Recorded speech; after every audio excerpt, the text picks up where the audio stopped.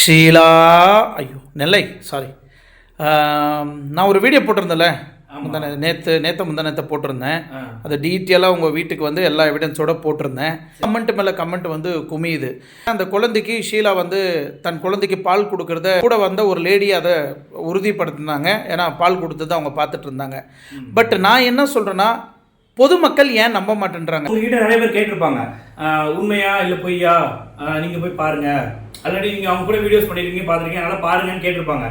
அவங்க எல்லாருமே இந்த வீடியோவை பார்த்துட்டு கன்ஃபர்மேஷன் பண்ணியிருப்பாங்க. பிறந்திருக்குன்றது உறுதிப்படுத்திட்டு போயிருக்கலாம்.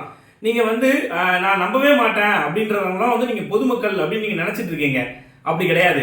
அதுக்குன்னே ஒரு 100 பேர் இருப்பாங்க.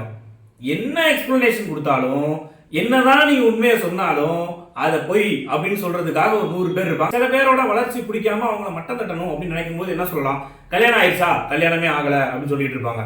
அதுக்கப்புறம் அப்டேட் ஆயிடுவாங்க, குழந்தையே பிறக்கலை அப்படிம்பாங்க. அதுக்கப்புறம் அது குழந்தையே இல்லை, மக தத்தெடுத்தாங்க. இன்னும் கூட குழந்தை வளர்ந்து அந்த குழந்தைக்கு கல்யாணம் பண்ணா கூட அது உண்மையான கல்யாணம் இல்லைன்னு கூட சொல்லுவாங்க. ஏன்னா ஒரு சிலர் மட்டம் தட்டணும் அப்படின்னு நினைச்சிட்டா அவங்க மட்டம் தட்டிகிட்டே தான் இருப்பாங்க. நீங்க அவங்கள பொதுமக்கள் அப்படின்னு நீங்க நினைச்சிடாதீங்க. அதுக்குன்னே ஒரு 100 பேர் இருப்பாங்க. அவங்கள வந்து மக்கள் லிஸ்ட்லேயே சேர மாட்டாங்க. நீங்க அவ்வளவு தூரம் தெளிவா எடுத்து சொல்லியும் ஒத்துக்கல அப்படின்னா அவங்கள எப்படி நீங்க வந்து பொதுமக்களா நீங்க அவங்கள வகைப்படுத்த முடியும்?